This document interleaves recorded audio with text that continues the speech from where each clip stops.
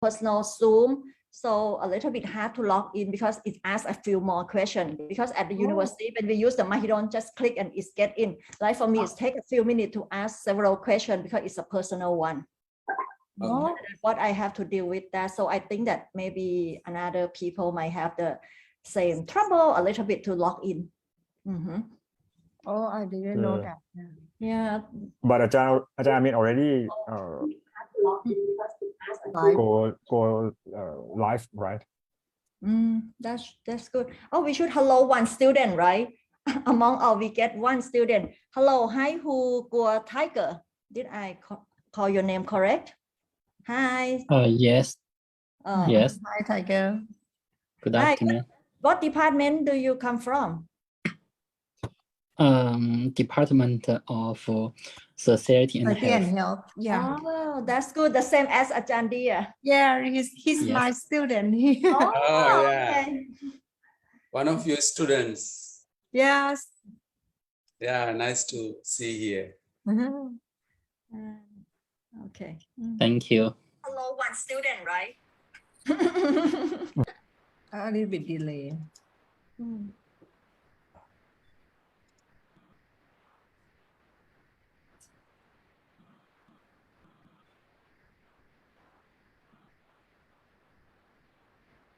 I think we wait for a moment and we can start within 1 minute. Yeah. Few moments, then we can start. Yes. We are already live on the Facebook. Right. Oh, okay.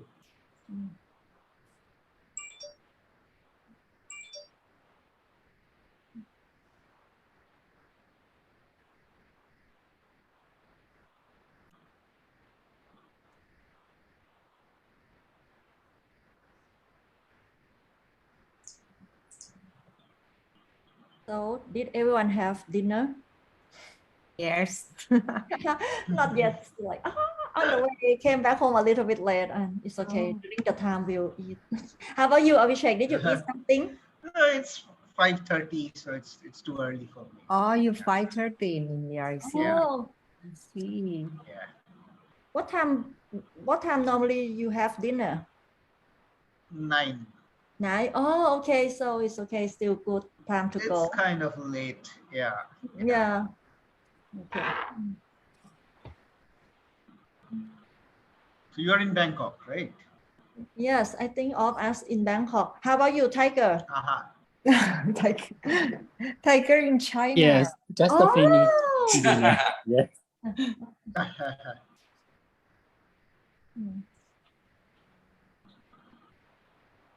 Okay, Krab, Ajahn Samantha, I think we can start Shall we start now then? Please. Okay. Okay, that's good. Okay, good evening and Sawadee Krab, everybody. And on behalf of the Department of Humanities, Faculty of Social Sciences and Humanities, I would like to warmly welcome all our participants at this inaugural public lecture series. Let me introduce you briefly. I am Samantha from Department of Humanities, Faculty of Social Sciences and Humanities, Mahidol. Now, as you know, with the guidance of our Achan Pagon, the head of the department, our academic team members, who is led by Achan Pianath, has organized this wonderful public lecture series. So let me give a sort of overview about this program, because this is the maiden or the inaugural public lecture. So today we are going to discuss about the university universalizable. That is our first topic, and vernacular iteration reconsidered. And this is going to be like a 1.5 hour lecture.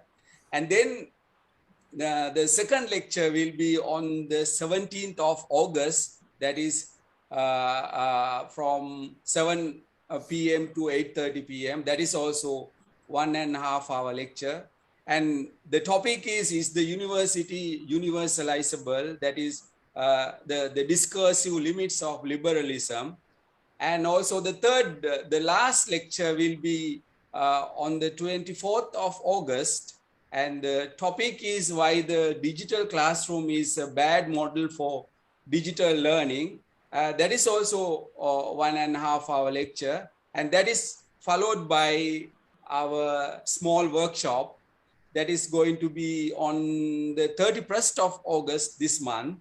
And the topic is humanities research after the digital turn. So this is the lineup of the full academic activities that we are going to have during this month.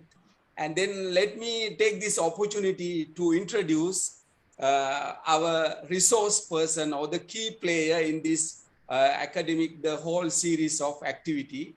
Our key contributor is Professor Avishek Ray from the Department of Humanities and Social Sciences, National Institute of Technology, Silchar, India. As you know, he is not a new scholar to Mahidol because he's been working with us for some time.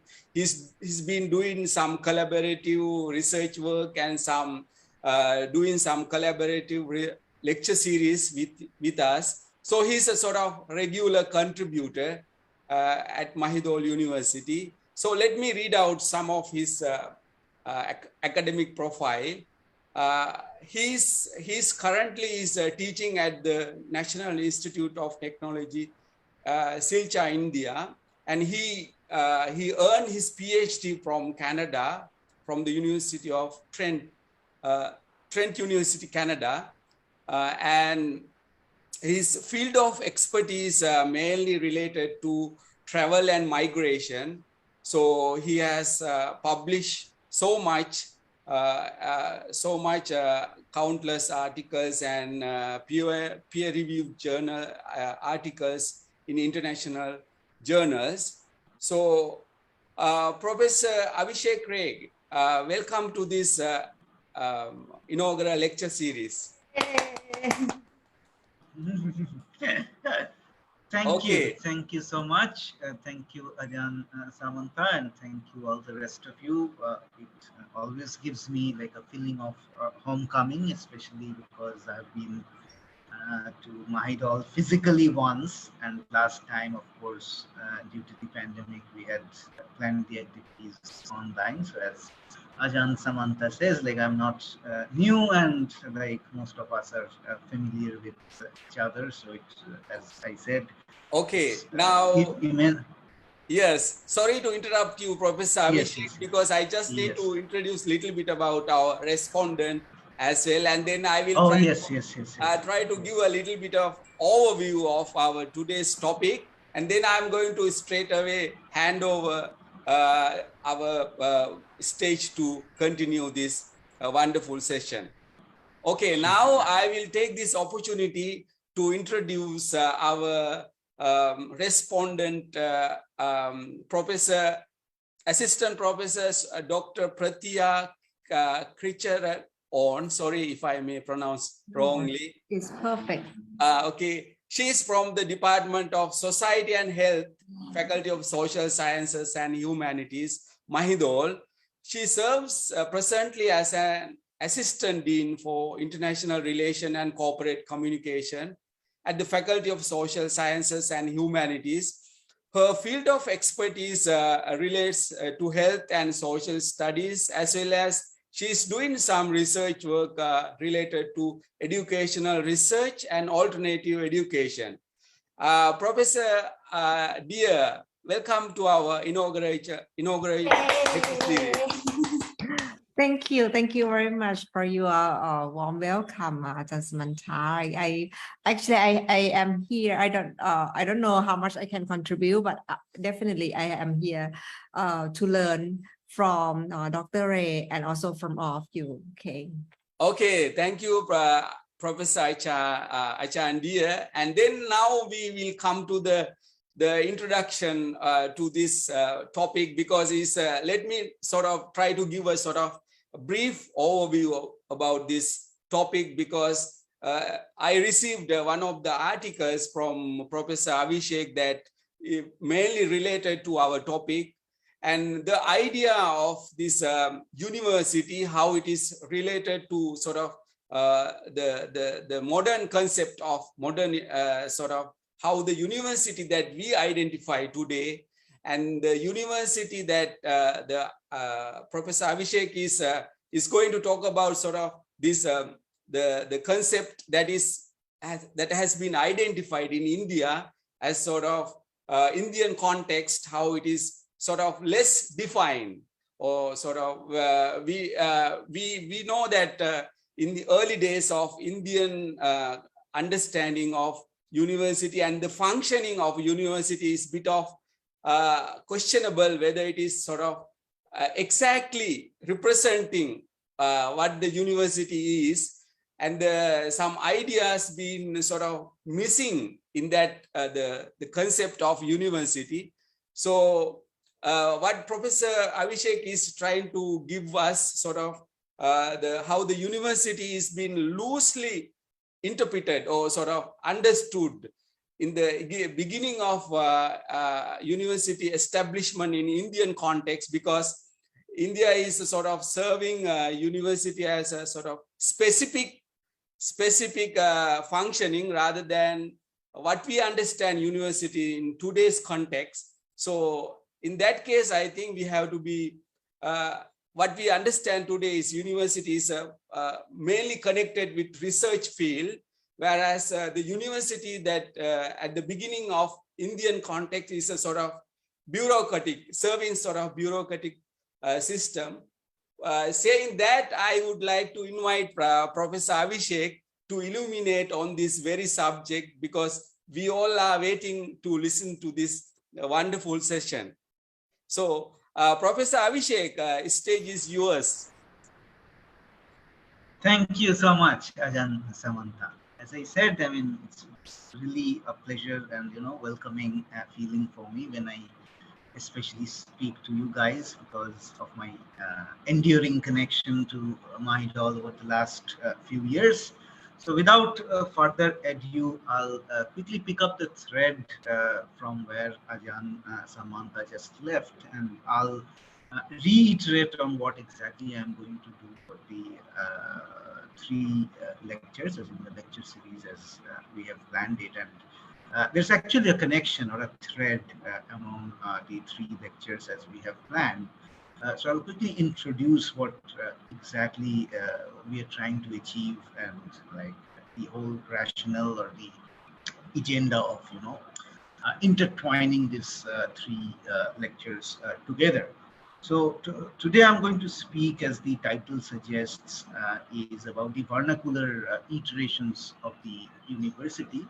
And before I get into that, I wanted to make a quick note of the fact that, I mean, these are not fully worked out papers. These are basically working papers, very short and brief papers, and especially for the three respondents who are going to respond for the three of the lectures, I sent the papers across to you. So if you have gone through the papers, you will realize that these are basically short versions of working papers. These are still not well formulated ideas, and these are, basically speaking, very provocative. So I'll put across the table, across the three lectures, basically not well-baked ideas, but mostly provocations that will help us think through the idea of the university, of course, but more generally speaking, the culture of education. And also, this is thrilling for me to speak to a Thai audience, particularly in the context that, for those of you who will attend all the three lectures together, you'll realize that the colonization and the ensuing colonial modernity is a key thread across all the three lectures. And as opposed to, contrary to the Indian history of colonization, I mean, it's kind of surprising to me as an Indian that Thailand was never colonized. So it's very interesting to, you know, compare and contrast these two situations together and derive constructive and meaningful ideas from such comparisons. And of course, like, I'm ignorant, I know little bit about, I mean, very little about the Thai education system, and of course, I want to, when the respondents respond, I plan to learn more about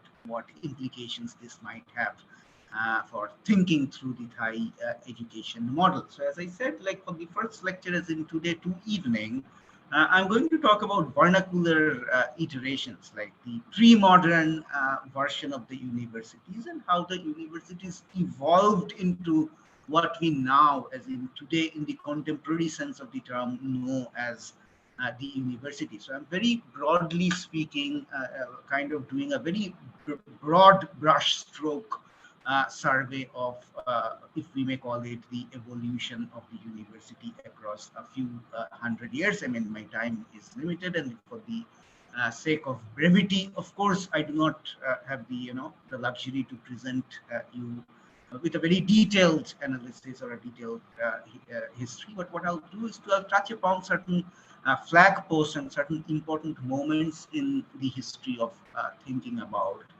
the university. So that's what I'm going to do tonight.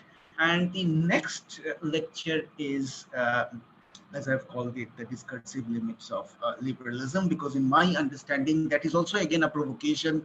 So I understand that the university is also a product of liberal thinking, because liberal values, character building, moral and ethical care and responsibilities and all of that. So as educators and as researchers, we are not as such obliged only and exclusively to our employers, and that probably makes us, as employers, different from, let's say, a bank employee or a post office employee. We are also answerable to the larger fraternity of other educators and other researchers and so on and so forth. So the education, education scenario in that sense, I mean, as we imagine it, I'm not taking a position at this point of time. I'll probably clear that out when I speak next week. But largely speaking, what I'm trying to suggest is the way that we imagine the university is a product of liberal thinking. So we go to the university, and once we graduate, we imagine ourselves to be more liberated individuals, liberated in all sense of the term. I mean, character building, instill a sense of nationalism, and so on and so forth. So there are multiple dimensions of it, which I'm broadly, as an umbrella terminology, calling as liberal thinking. So the provocation I'm making is, if we think about the university as a liberal enterprise, this is also not free of problems. So I'm going to highlight the problems next week.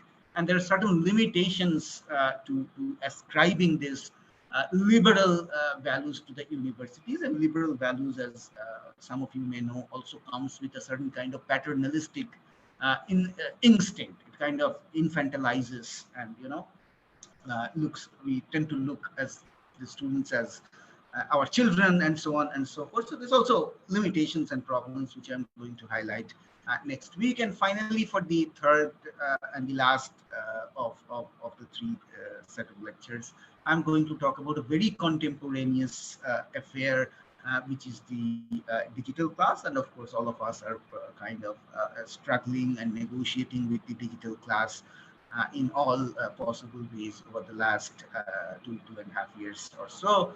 So I think that makes it, in that sense, it is topical, and I'm going to talk about how the digital class kind of depletes the cultural values, especially in non-English speaking societies, how the digital class is primarily designed as a very general or a universal enterprise, like a one-size-fits-all approach. So we all use Zoom, we all use the Google Classroom, and what are the problems in this one-size-fits-all approach, and how it kind of depletes the cultural values that we tend to ascribe to some of the quote-unquote traditional societies / non-English speaking societies. So I'm going to get to that part in the third lecture. So with that, I'll begin with today's lecture, which I want to just start off with my central provocation or proposition, whatever you may call it. So I begin with the proposition that the university is a modern enterprise. And when I say modern, I'm referring to the chronological / temporal sense of the term. And of course, I'm overlapping this with the European modernity in that sense. I mean, this might appear provocative to some of you because, I mean, of course, in the Indian context, there are nationalist scholars and indigenous scholars who say, no, we have Nalanda, we have this, that, and the other, and these are from pre-modern times. Look at our Buddhist past, look at our medieval past. So we have all this kind of models. So my contention here is, although Nalanda and Takshashila, and there will be a number of other examples that I'll invoke during the course of the talk as I get along. But what I'm trying to centrally argue is the fact that the Nalanda or other similar models, they were not designed as universities in the modern sense of the term, by which, of course, Nalanda and Takshashila has a very heavy religious component. Nalanda was a seat of Buddhist learning in that sense. And on the contrary, if you think of the university, the way it is designed and engineered today, with departments and the faculties, it's very objective, it's very secular, and in that way, I call it very modern. So if you look back into the history of the university, it's barely 1,200 years old. So, I mean, that's point number one, and that is fairly provocative. So with that, I start. I'll go back and forth between the note and the some notes that I have made. Of course, I have the slides, which I'm sure should be visible, and I have a version of the paper that I referred to. With the increasing formalization of knowledge, the university as a pedagogic model has been naturalized by and within the paradigm of modern higher education. So that's what I'm saying. So it's a natural thing. I mean, no one questions that why do we need to go to the university in order to gain higher education.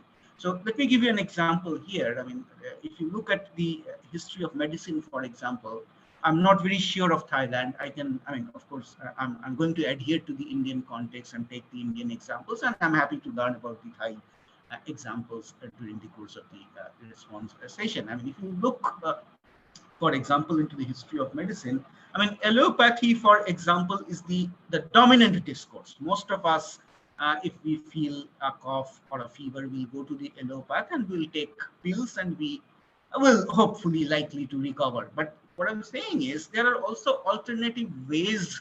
Like there should be a shaman. There's also homeopath. There's also Ayurveda, and there's a number of. I mean, at least in India, we have the shaman, homeopath, and the Ayurveda. These are the minoritarian practices, medical practices, but they are not non-existent. They do exist parallel in a subcutaneous way.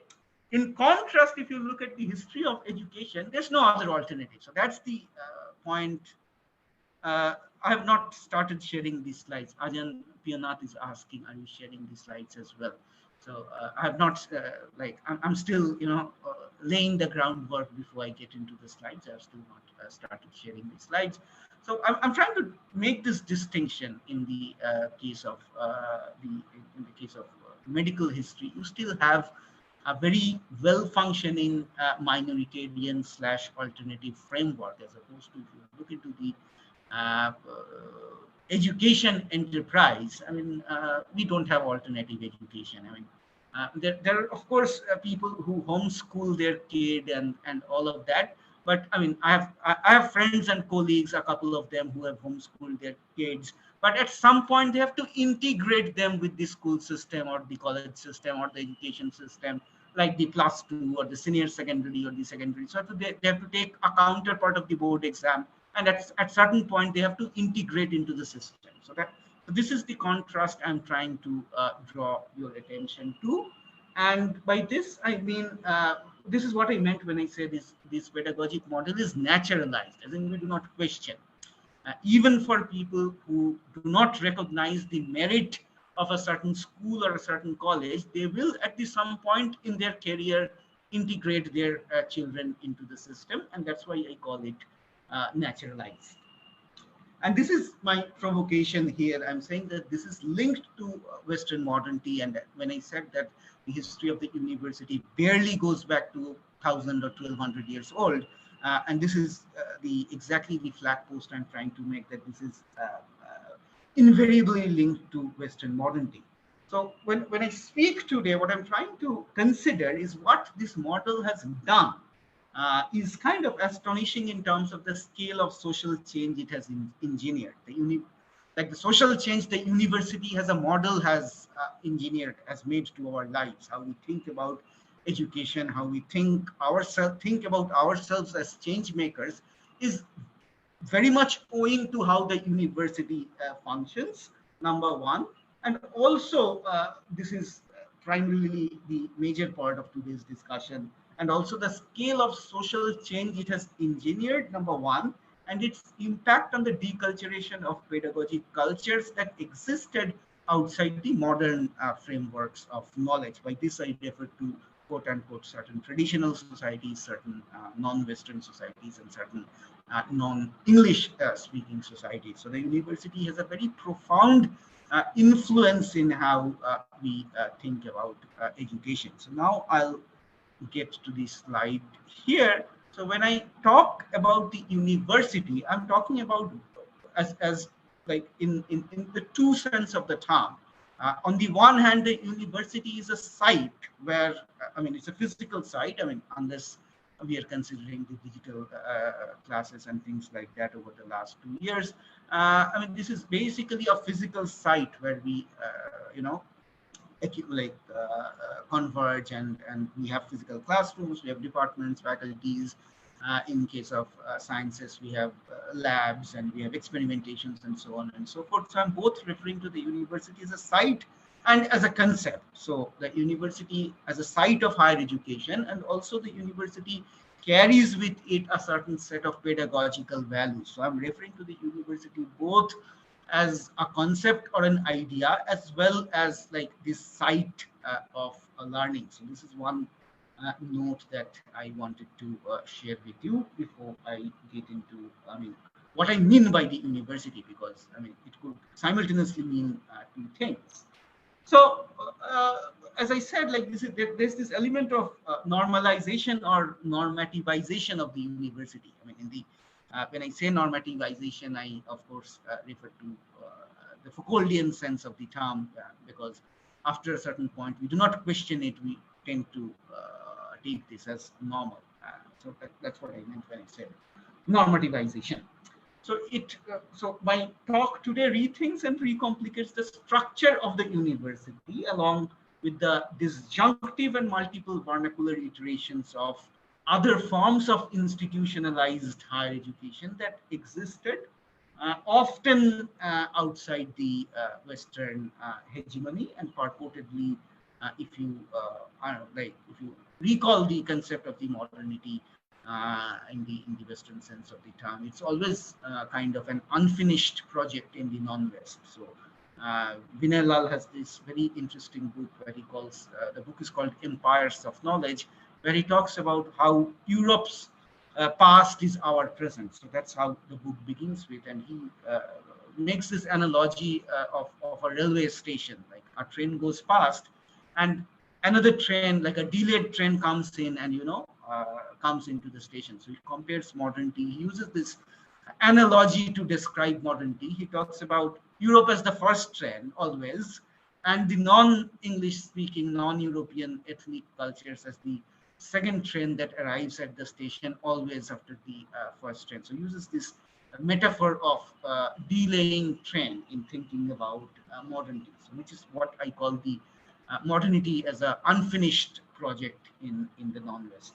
So what I'm trying to ask in the course of today's lecture is, so I'll begin with this set of provocations in the form of certain questions, and these are, I mean, as I'm repeating these are merely set of provocations, and I still do not have concrete answers to this. So what I'm trying to ask is, why do questions concerning pedagogy and higher education have to necessarily begin and often end with invoking the university? In other words, why don't we have alternative models? Why do our discussions about higher education have to always pivot around the structure of the university? Why can't we think beyond the university when we think about higher education? Why is the university assumed to be universalizable? And this is like, you know, if you recall the title of today's talk, is the university universalizable? And this is exactly what I mean. So we tend to assume that the university is universalizable across culture and across history. So whatever the European model of the university should work fine for all the rest of us. So that's the assumption. So that's the assumption that the university functions upon. And this is what I'm trying to question. So why do we assume this is universalizable? And I have a small quote here. So this is from Rabindranath Tagore, who I'll again come to at some later point into this discussion. So here's this interesting quote where he says, as soon as the idea of university enters our mind, the idea of a Cambridge or an Oxford university and a host of other universities rushes in. We forget that the European universities are living or organic parts of the life of Europe, where each of these found its natural birth. So he talks about the question of what is organic and this metaphor of natural birth. And he says Cambridge and Oxford are natural, organic, and intrinsic to the culture in which they thrived. They are not necessarily universalizable or workable in situations or contexts other than where they emerge. So that's the suggestion that emerges from his proposition. So what I'm trying to ask then is, how did it then deplete the alternative models? I'll show you this slide here. Yes, so why is the university assumed to be universalizable, and how does the university deplete alternative models and paradigms of higher education? So the question that comes next is then what alternative models I'm referring to. What kind of alternative models did we have?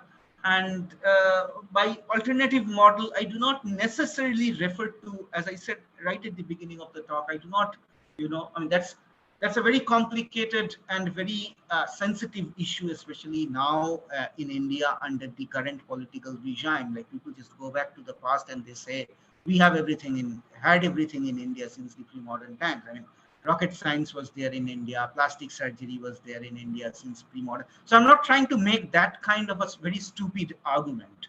What I'm trying to suggest here is, I mean, I'm not trying to invoke the example of the Kashila or Nalanda, because I've realized those were religious models, and they cannot be more different from the kind of very modern secular idea of the university. So I'm not trying to invoke those examples. What I'm instead trying to suggest is, and I have these examples of vernacular alternative models, the Swaraj University, which is still a functioning university, and I'll in a moment share with you what Swaraj University does and how it is different, but bear with me for a while.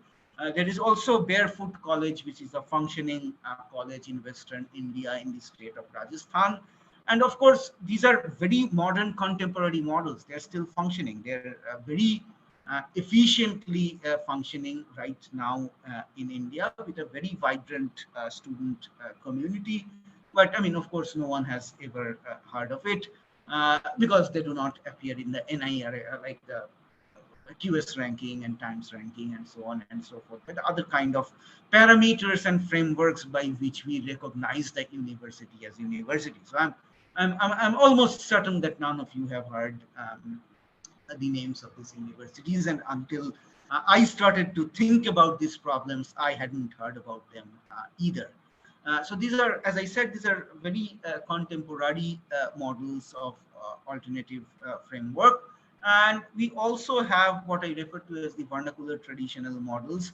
But these are kind of historical, non-existent and obsolete models, the Chatushpati, the Toll, the Maktab, or the Madrasa. These are still not institutionalized in the sense that, I mean, these are small seats of learning, and these are usually teacher-led. So they are not they're not institutionalized. It's not a degree granting thing. It's still like individualistic, and a teacher runs this system, and these are primarily now obsolete. So I'll give you just a brief idea of what Swaraj University is and what Barefoot College does.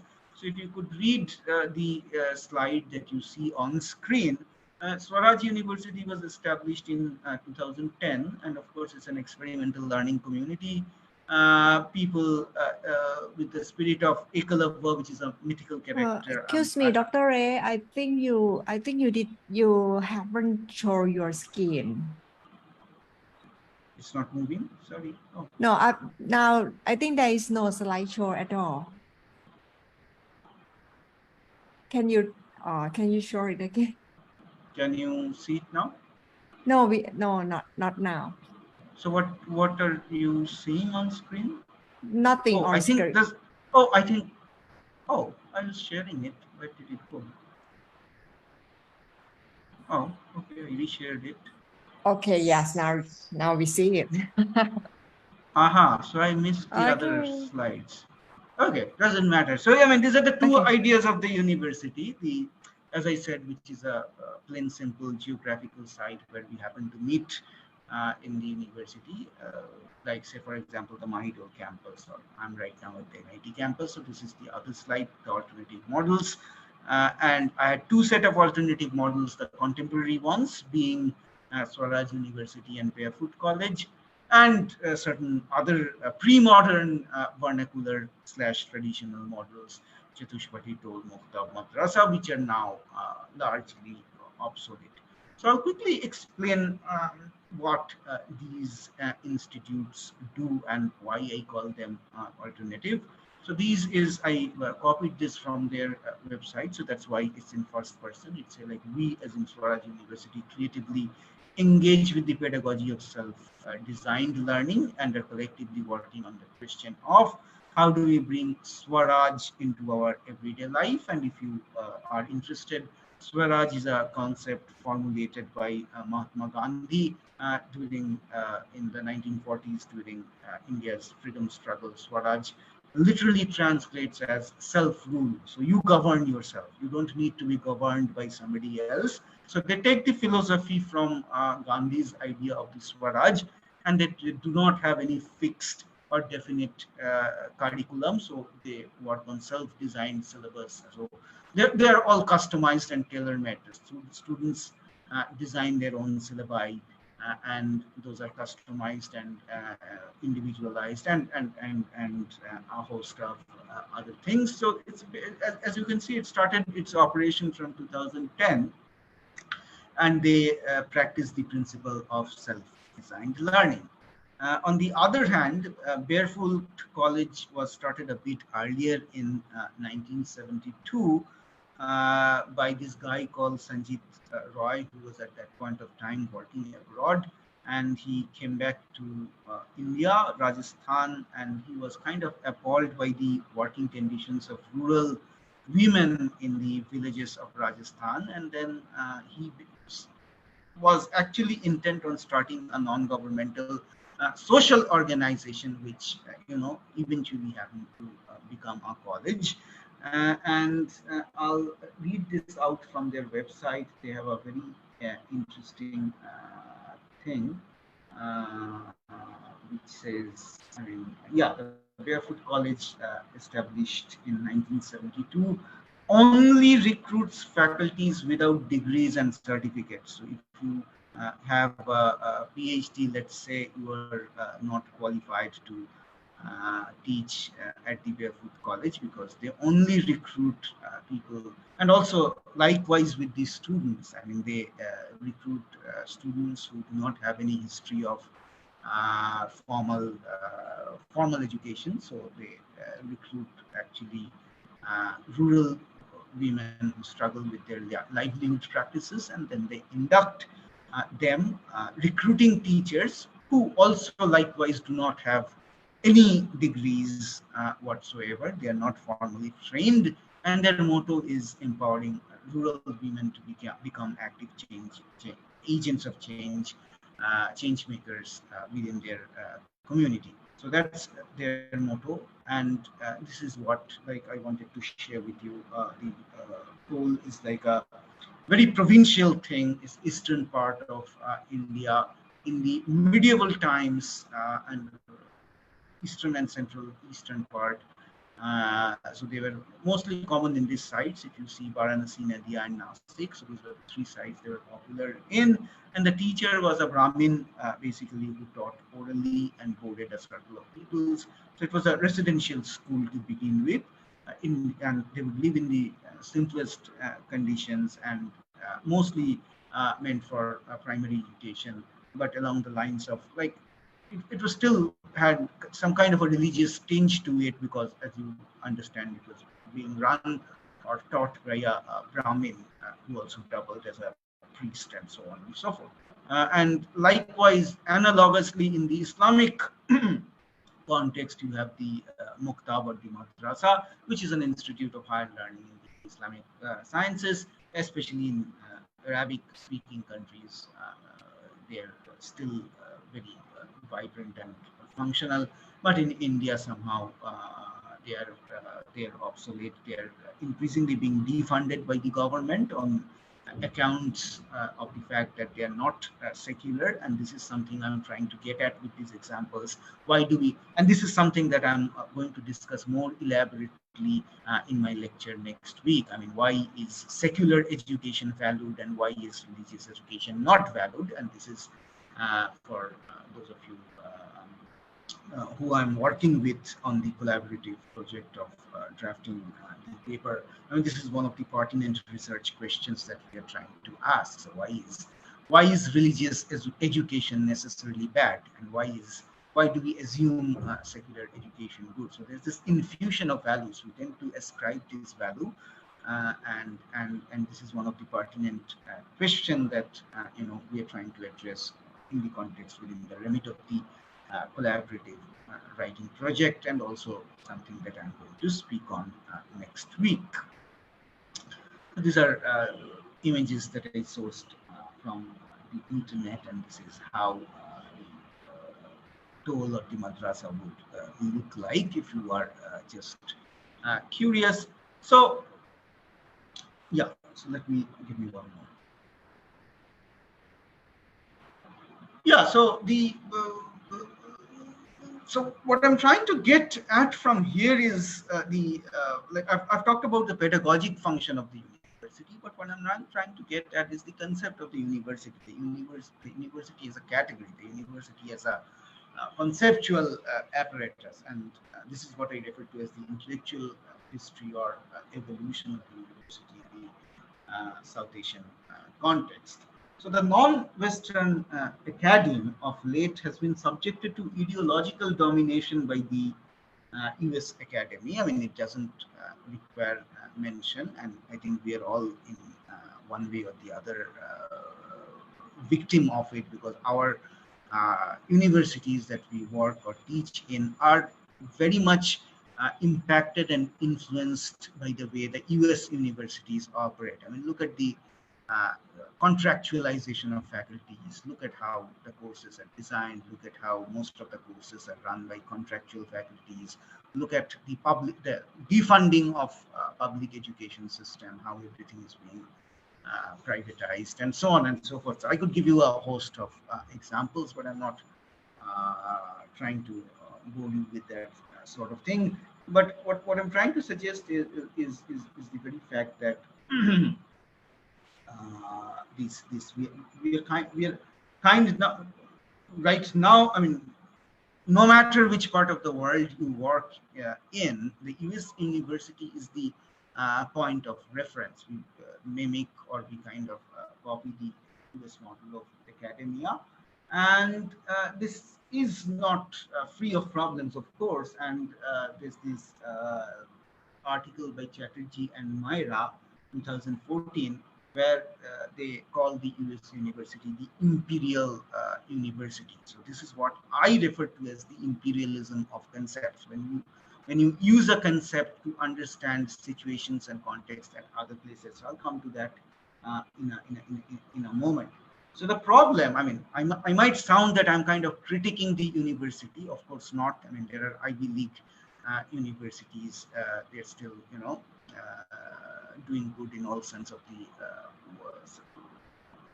word. But what I'm trying to suggest is the problem is not so much with the US academia as with the hegemony it exercises. The problem is the way we copy it, the way we tend to assume it as a role model. So the problem is there. So I'm not trying to be critical about the US university in general. I'm trying to be critical about how the non-US or the non-Western models of the university, they take the US university as a frame of reference instead of designing or engineering certain indigenous models. So that's the problem I'm trying to get at. So how do we then make sense of the deculturation of higher education? And this is what I refer to as deculturation. When you mimic or copy a model, when you take a model from one place and you apply it to another place, what it does is it depletes the local culture in the place or the context where you adopt it. So this is what I refer to as the deculturation. So how do we deal with this deculturation? And how are the vernacular models, the examples, the examples that I just shared with you, Swaraj University, Barefoot College in the modern and the Chatushpati Toll Mukta Madrasa in the pre-modern, how are they different? So that's the point that we need to understand. So the point here is to probe into the intellectual history of the university in the context of South Asia and how it has been rendered so pervasive. So, and this is the central point I'm trying to make. Why is the concept of the university pervasive? And when I say pervasive, I mean it pervades all sorts of thinking about education. So it's kind of it's kind of centrally pervasive. So on that note, what Ashish Nandi says, I take this from Ashish Nandi. He says class relations, colonialism, military industrial complexes. Far from these, I mean, these were the instruments of dominance. If you remember, these are the instruments of dominance in the colonial era. So that's how imperial, monopolistic, capitalistic, industrious Western countries would colonize and exercise their hegemony during the colonial times. But Ashish Nandi has an interesting point here to make. He says that in the recent times, these things are not important. These are colonial models. What we now have is dominance is now exercised mainly through categories. This is a very interesting point, and I loved this idea because also, as I said, the university is also a concept. And how the way that we borrow and take concepts from elsewhere and then superimpose it on local context is deeply illustrative of the problem that Ashish Nandi is trying to get at. So he says dominance is no longer, it's not about military conquests, it's not about class relations, colonialism anymore. It is now exercised mainly through conceptual hegemonies. So on that note, I'm trying to get at those of who were familiar with the concept of Edward Said's concept of traveling concepts.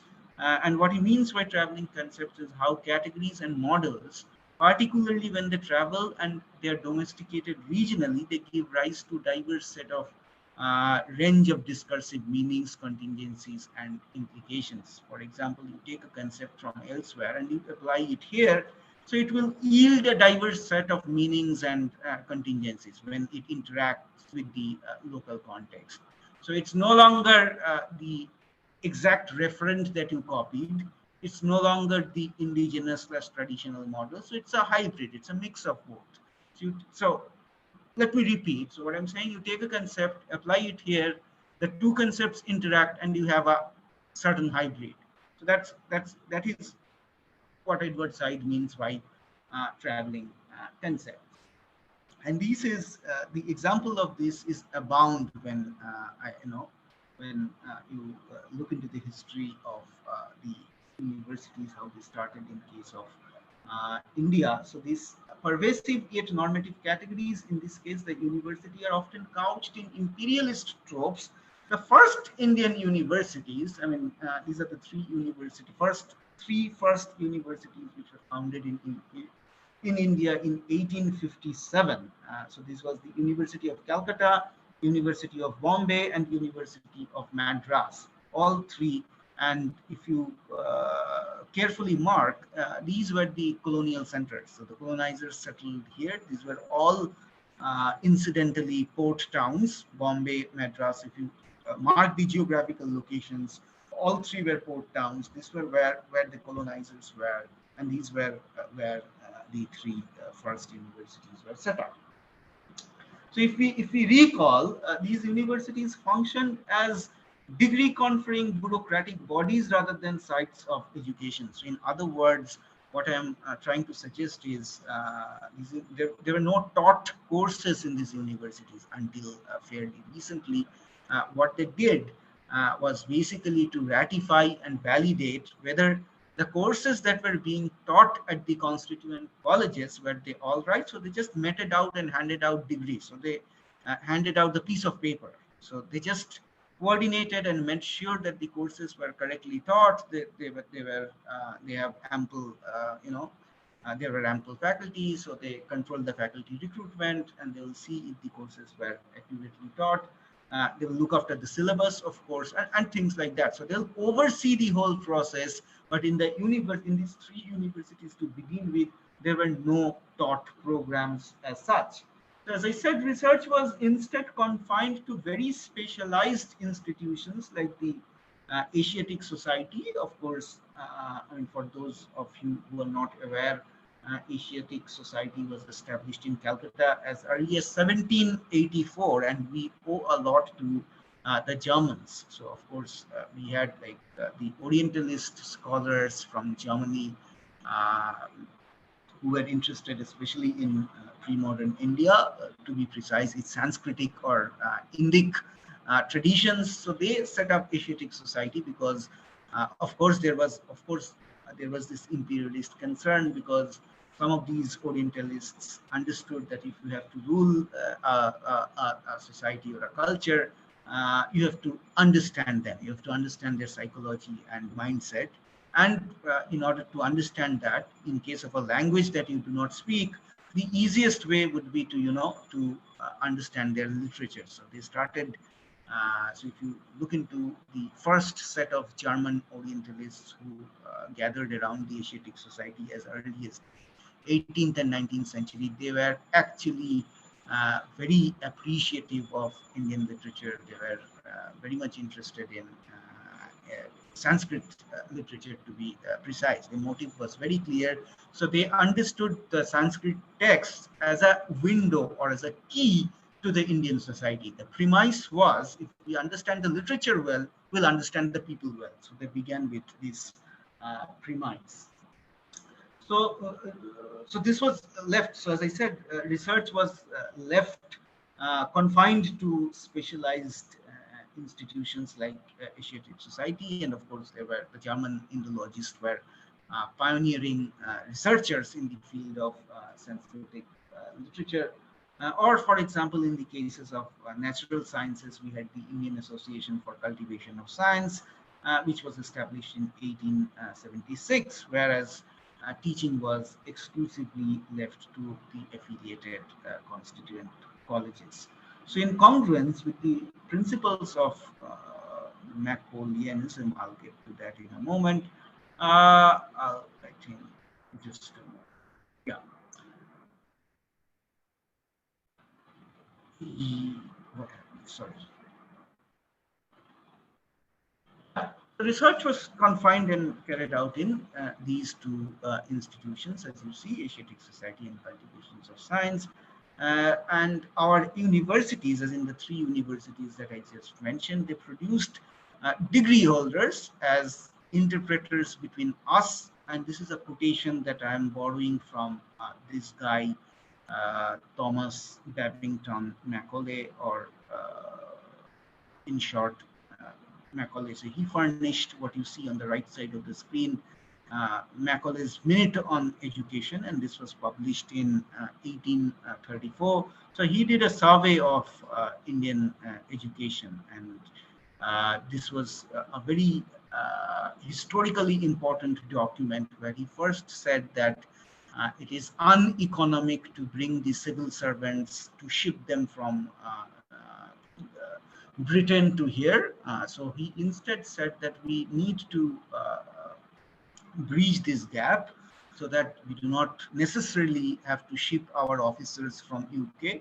So we need a bunch of interpreters who would bridge the gap between the colonizers and the colonized, and they'll work as you see. If you read the quote here, the second bullet point, it says the universities produce degree holders as interpreters between us and the millions whom we govern, as in the interpreters between the colonized and colonized. And this was envisaged by Macaulay himself. The reason being very simple. He said that this is the most economic thing to go. So we'll issue orders and we'll frame the policies back at home from England. And there will be a bunch of people who will train at the universities and colleges here, and they will be largely responsible to draft and to institute the policies that we frame back in England. So that was the role of the three universities. So this is what I'm trying to get at. Very different, if you can imagine, from the kind of things and stuff that we do at the university today.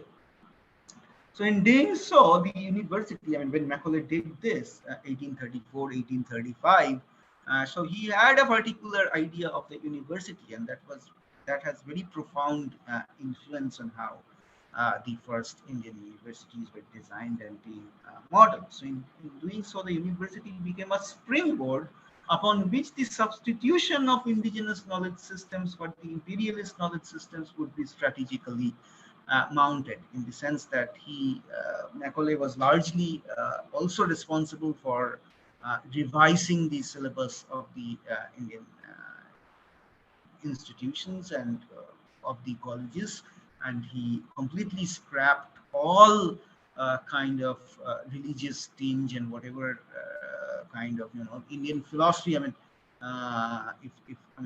last time when I spoke, there was someone from Indian philosophy background. I don't know if there's someone from the Indian philosophy background here to evening, but for those of you who are aware, classical Indian philosophy has also a very rich religious component, because the whole classical / Indic idea is also steeped in the Hindu worldview.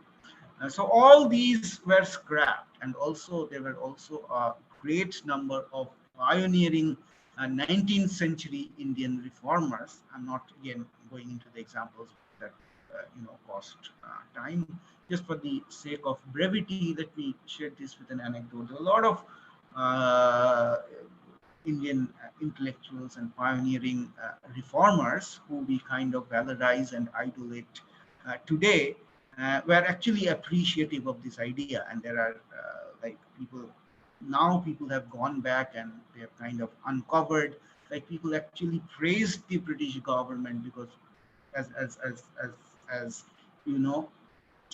reformatory, as a reformatory enterprise, in the sense that they said, well, religious education is bad, and which is why we are superstitious, and this religious education makes us superstitious. We should get rid of it, and we should learn. There are a lot of research publications now. People have studied the syllabus reforming committees, the role of Macaulay's Minutes of Education and things like that, and they looked at the history of how gradually the syllabi of colleges and institutions were being revised.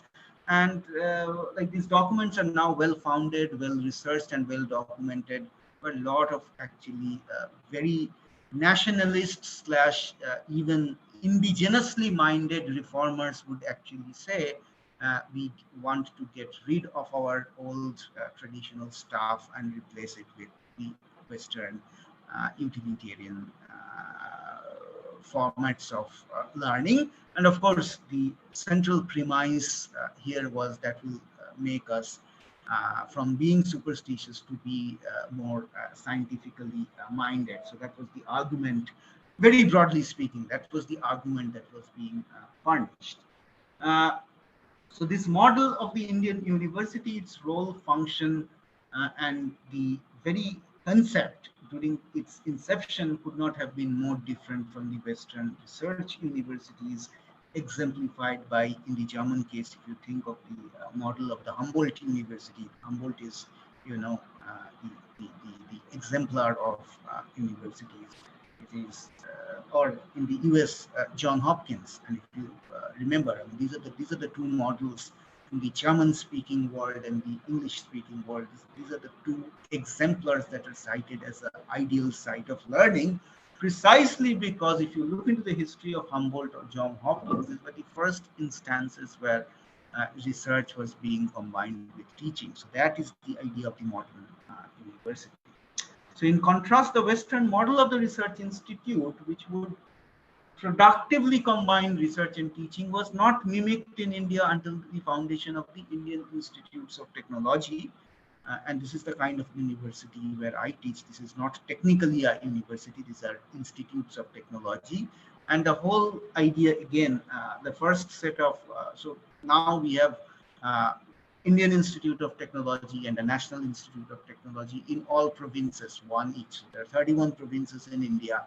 There are 31 IITs and 31 NITs. And the first set of IITs were founded in 1950s. So the whole idea was to, again, bridge the gap between academia and industry. So just after the Indian independence in 1947, there was a massive boom in, you know, the industrial development and irrigation and agriculture and all of that, the Green Revolution and all of that. So there's a massive development in the 1950s and 1960s, and the government felt that we do not have adequate manpower to bridge the gap between what we are doing in college and universities and what they go out, like when they graduate and go out into the job market. So there's this gap has to be bridged. And I mean, even if you look back, I mean, this is actually a very modern concept that we now adopt. And we have like the strategic cooperation. We have all different kind of fancy names for this strategic cooperation. And that's what the dean's office would do, like, you know, to bring prospective employers and things like that. So basically in the 1950s, they set up these institutes of technology that they thought would bridge the gap between academia and industry. And these were the first set of institutes where they combined research and teaching. So to what extent then the Indian university can be said to have been modeled after the Western counterpart? So this is like my second provocation, because a lot of post-colonial scholars in the case of India, they tend to argue that everything modern is copied from the West. So that's a very template argument. So you name anything. So we have these two strands. On the one hand, we have the very ultra-nationalist, conservative, right-wing discourse, where they say everything was there in pre-modern Hindu India, like plastic surgery, rocket science, and everything was there. And on the other hand, we have the liberal set of scholars. They say like, no, there was nothing in India. It was all dark and superstitious, and everything modern was copied from the West. So we have these two very competing strands. But what my central proposition here is, we need a synthesis between the two. Either of these theses is not entirely correct when you consider the model of the university. It was not entirely mimicked. It was not entirely indigenous either. So what we have instead is, if you remember when I invoked Edward Said, what I referred to as the hybrid model, when you borrow a foreign concept, of course you borrow it, but then it undergoes local variations and local evolutions. So that's what I'm trying to get at. So this is So what I'm trying to suggest is, contrary to the Western model of the university as a research institute, combining teaching and research, it was not imitated in India until the inception of IITs, as I said, and early Indian universities acted as a degree conferring bureaucratic bodies. So I mentioned this. What I wanted to share is the,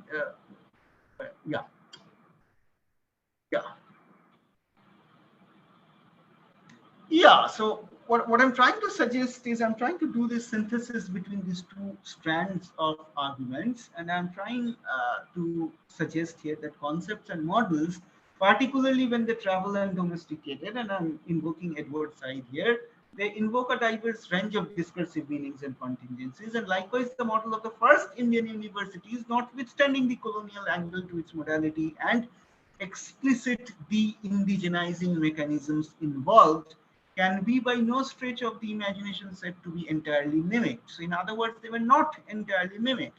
This is hybrid, as I'm borrowing Edward Said and Homi Bhabha here, and this illustrates the peculiarity of the Indian model. If we may call it, if there's anything specific to the Indian model, was basically this hybridity. So I'm trying, I think we are 6:36, so I'll try to wind up in maybe 5-6 minutes, and then so that we have ample time for discussion. Yeah, that's okay. Okay. Yeah. So see, so this questions the impulse to assume that the models and frameworks of the Indian modernity, including the university, have ushered after the colonial encounter. So I'm trying to contradict that thesis, like the Indian model of the universities. I do not necessarily agree that Nalanda was a university. That is a faulty assumption, in as much as if you say that the model of the university is mimicked and modeled after the Western university, that is also a faulty proposition. So in other words, what I'm trying to suggest is we have very curiously mimicked hybrid models here. So while acknowledging the importance of modernity as an apparatus for cultural analysis, post-colonial thinkers reject a singular Eurocentric notion of modernity and instead highlights its disjunctive temporalities and vernacular iterations. So this is what I'm trying to do tonight. I'm trying to show you the vernacular iterations, what kind of vernacular expressions that we have, which is not entirely pre-modern, not entirely modern, not entirely Western, not entirely Indian. So these are all in between very ambiguous concepts and categories, which are very difficult to pigeonhole or club or cluster into one set of ideas or the other. So accordingly, the Indian articulation of modernity underwent two distinct phases, and this is what you see in the slide here.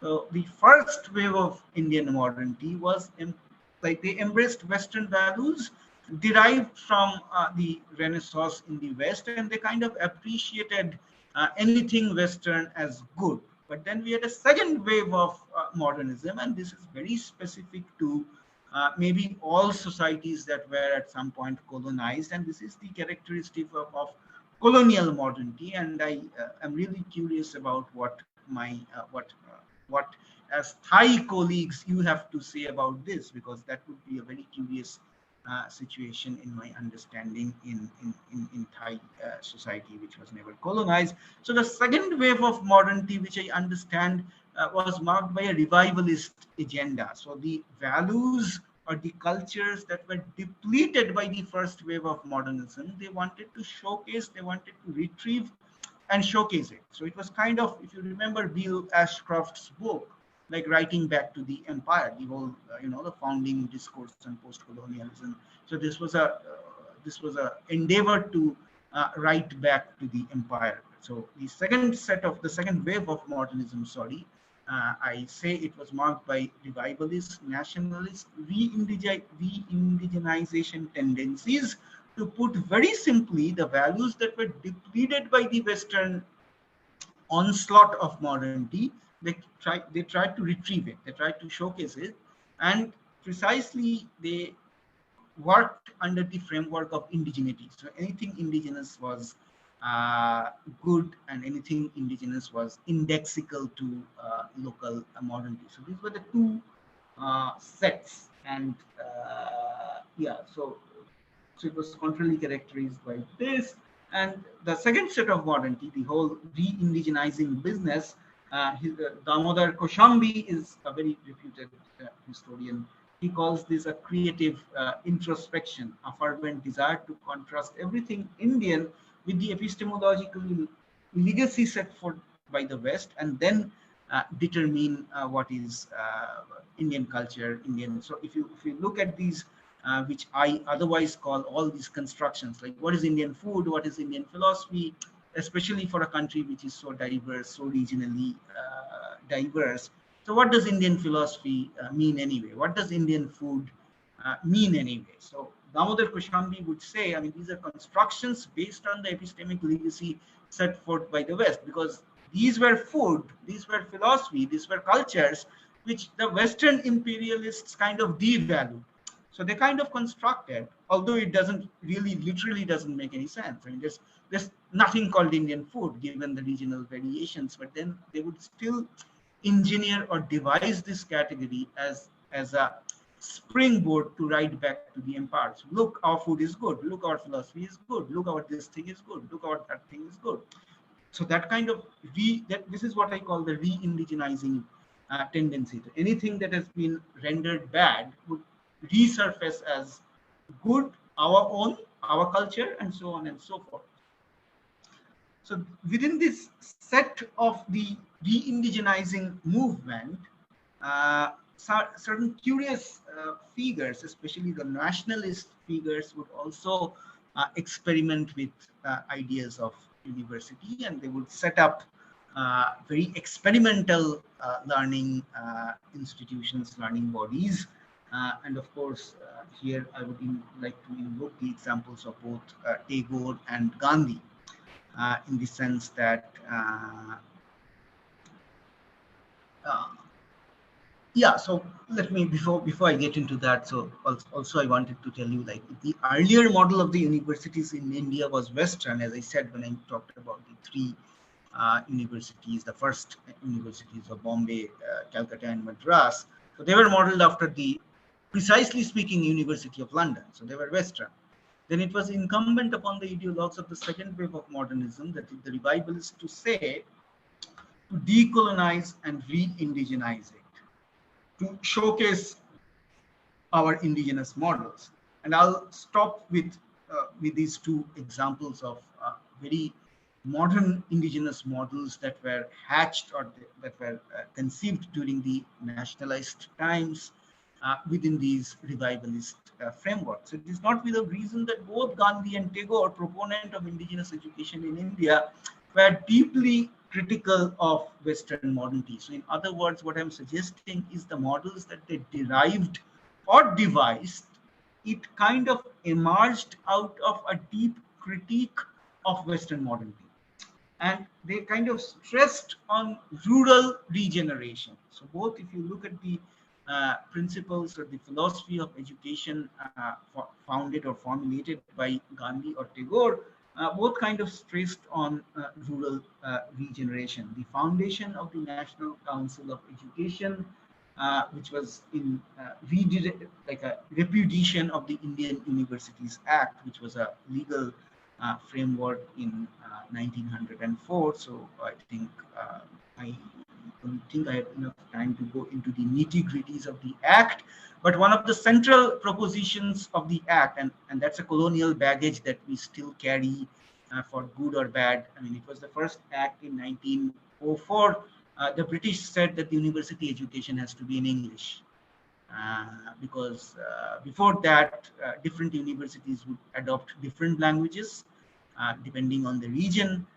But the British said this is not good because we do not have a centralized workforce that will graduate from the university, and we necessarily have to speak the same language, at least when we graduate into the job market. So 1904, it was the first legislative legal intervention into universities. They furnished the Indian Universities Act. And among many other things concerning the revision of syllabi and all of that, one of the central propositions they made was Indian education, university education has to be in English. And of course, the first person to, critique that was none other than Gandhi. And he said, I mean, that will deplete our cultural values because we think in a kind of a certain language and our culture is deeply steeped in certain cultural values which comes with the language. So he was the first who critiqued it. And of course, he was outnumbered, and he was a minority then, because most of the other nationalist scholars, they found it a welcome move. And of course, this was eventually adopted despite a very minimal number of Indian nationalists who kind of repudiated or critiqued it. So before I stop, I also wanted to show you, these are the two models that on the right, you see Gujarat Vidyapith. This is one of the models that Gandhi himself has had founded in Western India. And then you have Vishwabharati on your left. This is again model that Tagore has founded at a place called Shantiniketan, which is a suburb, a rural suburb, like 3 kilometers from Calcutta. So these are the two models that they established. But the fun thing is, I mean, not so fun, it's kind of alarming, that both these institutes, if we may call it, are now subsumed under the university. So they have now become universities. So the central proposition that I was trying to make throughout the lecture today, that we don't have alternatives. So these two models basically illustrate the point that I'm trying to make. They were founded as alternative learning platforms, which are now both subsumed within the university, and then they adhere to and follow all the formats laid down by the University Acts. And they, although as you can figure out from the name, like Gujarat Vidyapith, it's a Vidyapith, it's not a university. Vishwabharati is not technically a university. They were founded not to be university, but now the irony is they're all subsumed larger framework of the university. So I'll stop here and I'll look forward to your comments, suggestions, clarifications, and first and foremost, of course, learn what kind of implications it might have for the Thai context. Thank you for your patience. Okay, now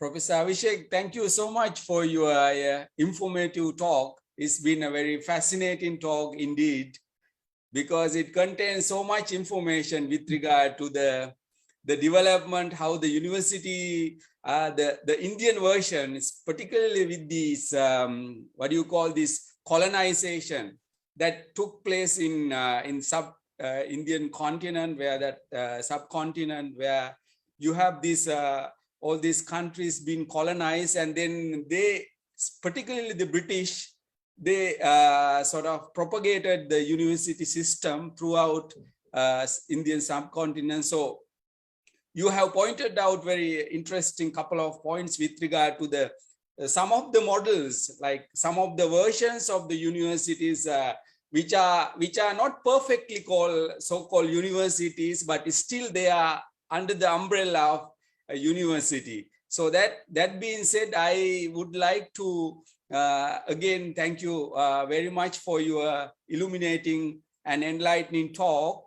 At the same time, I would like to invite our respondent, Achan Dear, to share your valuable opinion with us, with regard to like in the context of Thai university system, how does it like historically, and then we can sort of engage in this discussion a little bit more, because we have some minutes are left, and after that I think our stage is open for all the questions and comments, and so that we can with that we can conclude our the inaugural session of our talk.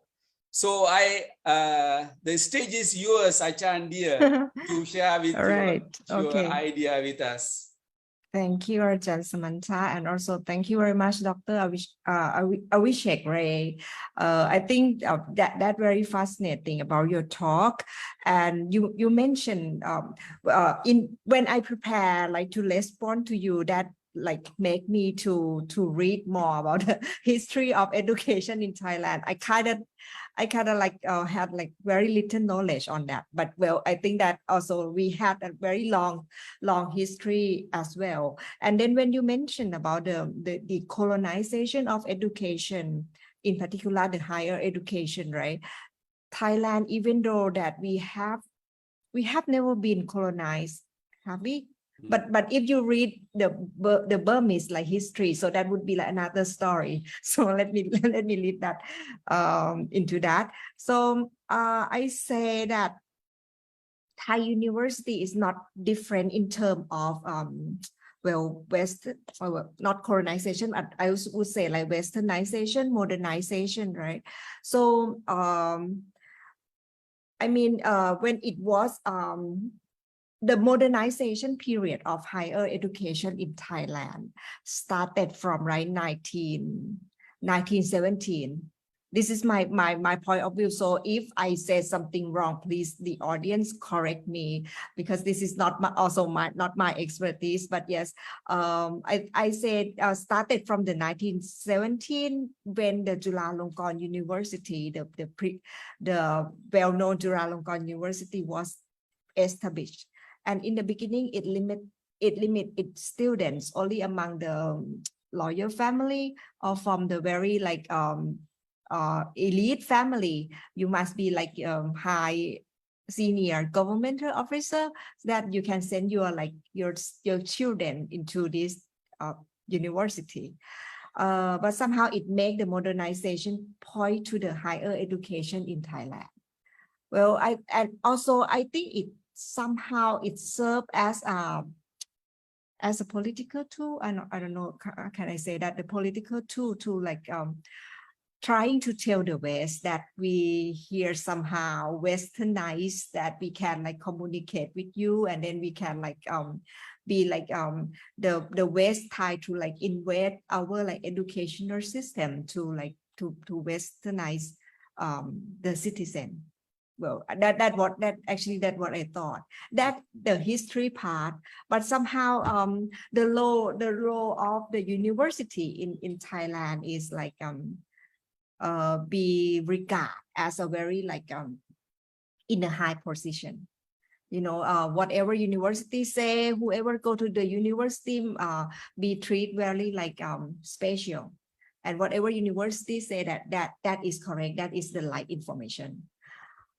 Nowadays, I think that changed, and I think in the past few years, I don't know if you like feel like what I feel. I think as an educator, we see the university have struggled to keep up with the rapid changes, in particular in Thailand. I don't know what maybe Dr. Ray can share what happened in the university in India too.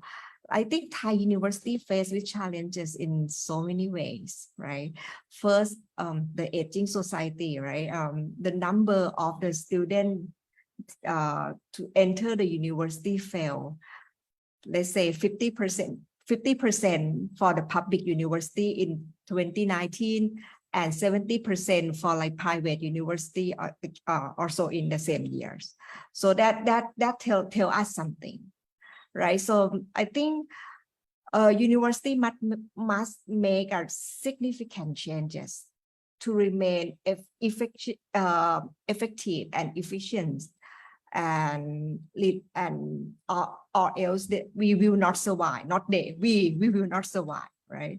So I think instead of trying to attract the students from the high school level, somehow Thai university should focus on retraining or reskilling to those like who already in the job market, in particular to attract like the elderly or like the generation who will become the elderly very soon. You know what I mean? So that could be like the survivor kit for the university. And that one thing. Another challenge is from the technological disruption. So if you see like the IT companies like Google or Microsoft, they offer the online courses of their own. So their cost is cheaper, is easier to access. So students do not have to sit in the class and learn something that they're just not interested in. So they focus on something that they're interested in, and then they go to that particular course, be trained on that particular skill. I think the university need to like adapt. We have to adapt ourselves to be able to provide that kind of training to the students. That two things at the moment that I can think of for the challenges that university face at the moment. Well, yeah. And also another thing is university must teach the student to learn to think and to have a critical mind, to analyze and like be able to be creative, right? Transform them into the learning space, from the university, instead of to have like very high position, high standard, too high to everyone to reach. Just be the learning space for everyone. I think that how the university can transform themselves. I don't know if I like respond in the like correct way. Part of the first part, I can share you like the history of the modernization of the Thai university, and the second part I like, this is what I like to share, the struggle phase of the Thai university nowadays. Yes, thank you, Ajahn Samantha. Yeah, thank you very much, Achan, dear, for your insight perspective with regard to how the Thai context, like in the sense that how university system works within this the traditional values, and with the collection or with the exposure to this Western, the so-called modernity. And that being said, I think it's a sort of, I would like to have a sort of we have this the idea called traditionally, because I am also coming from a South Asian society where Sri Lanka is a sort of was once colonized by British, and they established this the higher education system. But one disadvantage I would observe within this the context of Sri Lankan university system is still it's more of traditionally operating quite traditionally, and is very less exposure to sort of what do you call this upgraded and updated technology. That is still they are struggling. That is why we don't see that much exposure to this with the technology and with the so-called the man forwarding, advancing towards to the future. So that being said, I would like to open the stage for everyone to share your ideas and your perspective with regard to what we discussed so far. And at the same time, I would like to ask Professor Avishek, do you have anything to add what Achan dear was mentioning little earlier with regard to the Indian context, or how that is been something you may have to share with us? Or yeah. Now, I was just wondering, which might not be a direct response to what she said, but I was just also wondering, I mean, there's also a curious overlap between the Indian and Thai context, because we're also dealing with societies in India right now under the current political regime. There is whole preoccupation with religious nationalism on the one hand, and also a deep appreciation for secular education. So these two, although it sounds contradictory, they go hand in hand. So on the background, you have a very strict imposition by a very otherwise religious nationalist sentiment. And then once you enter the classroom, you are supposed to, inculcate secular education. I think that has some overlap with the Thai context, because also the Thai society also deeply values its religious root. Of course, the Buddhist connection and the connection to the royal patrilineage and all of that. In that sense, it's very traditional. And then that high universities, of course, from my limited experience of having visited Maidol and all of that, but when it comes to the university, you are aspiring to be secular and liberal. So these two contradictory values you are supposed to embody at the same time. This is kind of very interesting for me. Okay, thank you very much for your perspective with regard to how this works within the context of Indian and within the Thai. And I have a sort of this, before we get opinion or any perspective from our audience, I would like to add sort of like the historical the development, because as you mentioned in the beginning, like this the establishment of Nalanda University and how traditionally it started, and how it sort of it could initially started with sort of secular education, but then later on it sort of developed a bit sort of more closer to scientific basis. So in that respect, now when you say the concept of Vishwavidyalaya, or you have in Thailand we call it sort of Mahavidyalaya, right?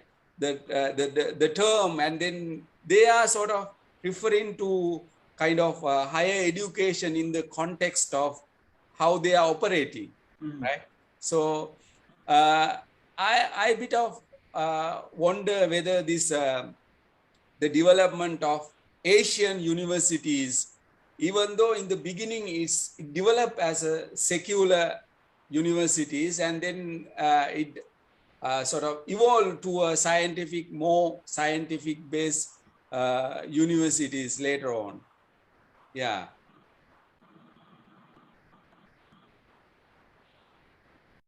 Yeah, we have some. Do you have any questions or opinion with regard to our talk?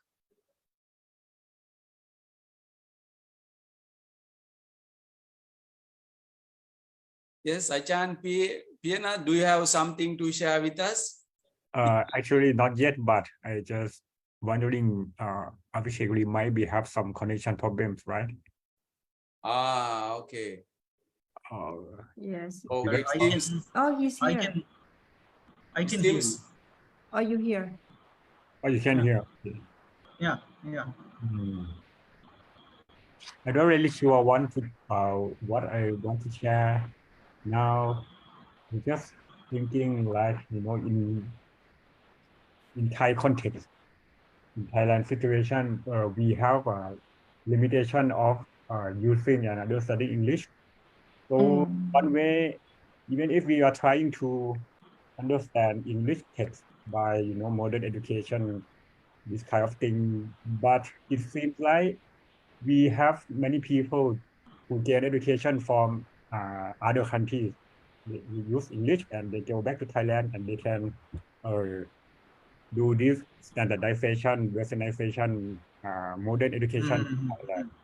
But at the same time, there are some another part of people who want to sustain the I'm not sure some Thai culture, and politically speaking, I don't know, maybe there might be many people who want to stop the impact from USA education, something like that. But I don't know what I want to say now, but I just give some idea here. Just jump in and give some idea. No, I mean, thank you for sharing that, because I mean those are the very two crucial points of modern education, like de-indigenization and secularization. So that is the key tenets of like the modern university or modern education. You have to, number one, de-indigenize, keep away the local elements and the local context, and then you cannot bring education into religion into the university. These are the two ideas of the modern secular university space, and that's exactly I'm going to question when I speak next week. I mean, this is a very, a disposition. It's a central disposition. We begin with this premise. We necessarily do not ask, why is this good?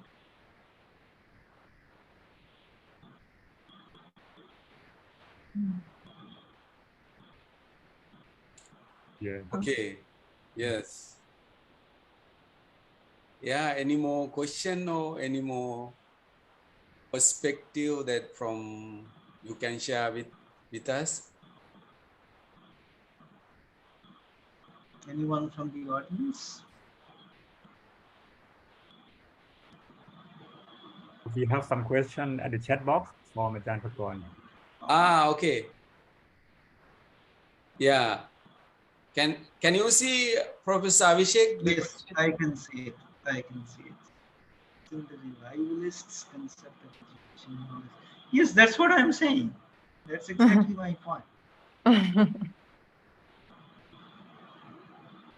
Yeah. Like that's what, when I said these two spectrums, like we are kind of like torn between two spectrums, and we don't have any moderate stance or any synthesized view on this. And of course, the revivalists' mission to read, and that's what I said. Like when I said that I do not necessarily want to critique the U.S. University.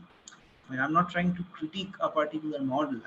What I'm trying to critique instead is our instinct to copy and appropriate and re-adopt models. I'm trying to critique that attitude. I'm not trying to critique certain models. I'm rather interested in the multitudinal aspect of the models. Let my suggestion, I mean, if there's anything that you want to take back home from today's discussion, is the one simple thing: there should be many models, not one model.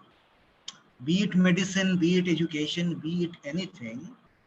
For university, the problem is we just have one model, which is the modern secular university. We don't have any alternative models. Whereas when I started saying for medicine, we have allopaths, which is the dominant model, and then in the next year you have a number of other models. But somehow in the education system, especially for societies like ours, there's no alternative model that exists. And this is important because if we do not have alternative models, we cannot think from the perspective of the alternative frameworks. That is our poverty of thinking.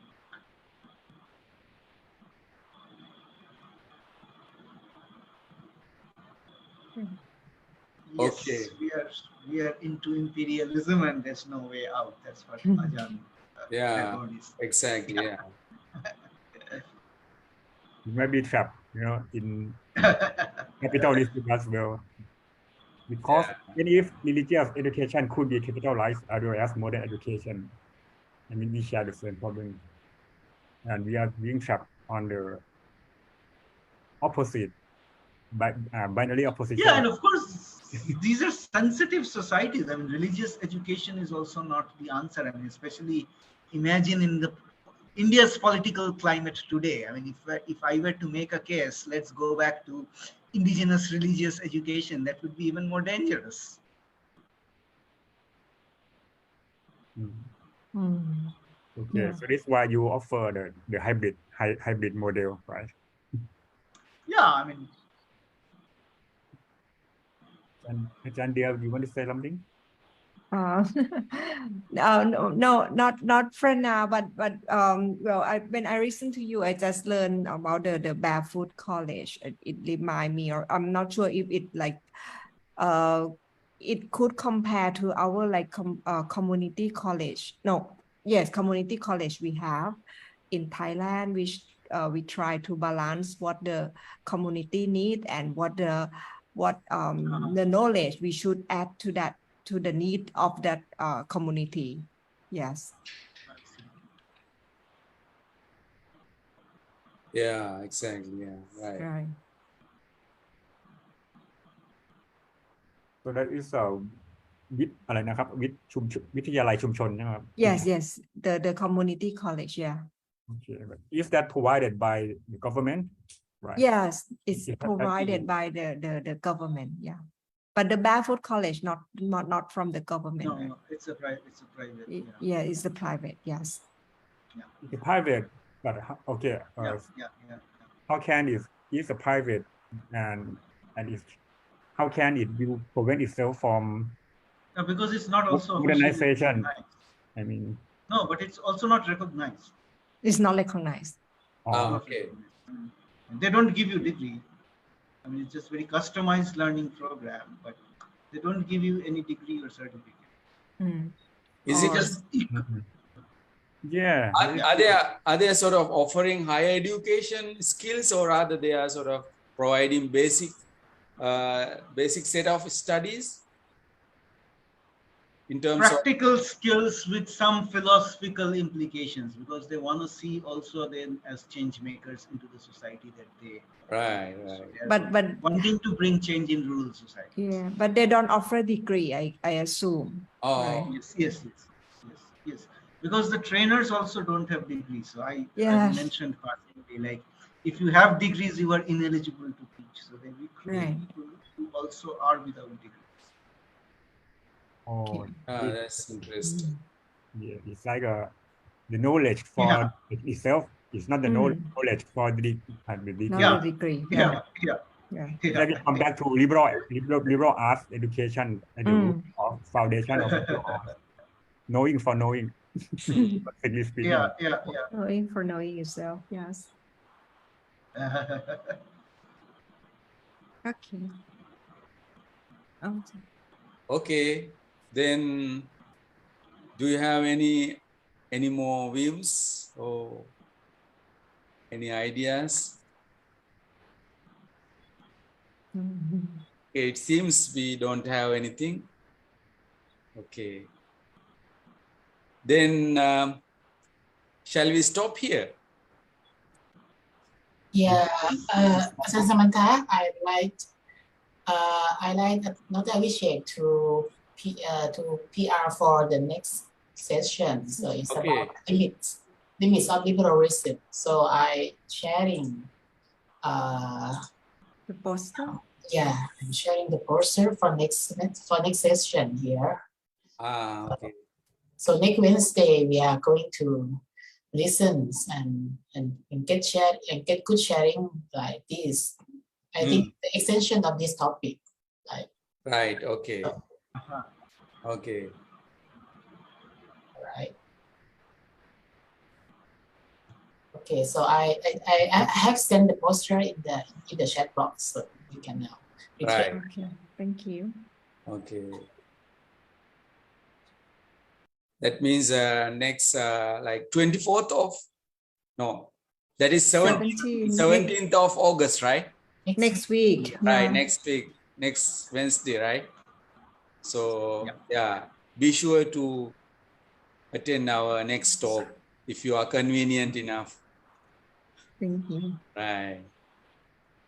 Thank you. I'm trying to stop sharing. Yeah. Okay, then I would lastly I would like to take this opportunity to thank our key speaker, Professor Avishek Ray, for his wonderful talk and sharing with very wonderful ideas with us with regard to the Indian context, and also the idea of this, how the university is operating within the traditional system and with the scientific world that we call today university. And also I would like to thank Achan Dear for her perspective, for sharing her perspective with regard to Thai context, how university works within the Thai context. And also I am going to thank also to our participant and all scholars who are actively contributing in this wonderful inaugural session. So we would like to see you next week. Wednesday, next Wednesday, hopefully. And until then, I wish you all good night And Yeah. see you next Wednesday. Okay. Wednesday it is. Okay. All right. Okay. Bye-bye. Thank you. See you. Looking See you forward. all. See you. See you all.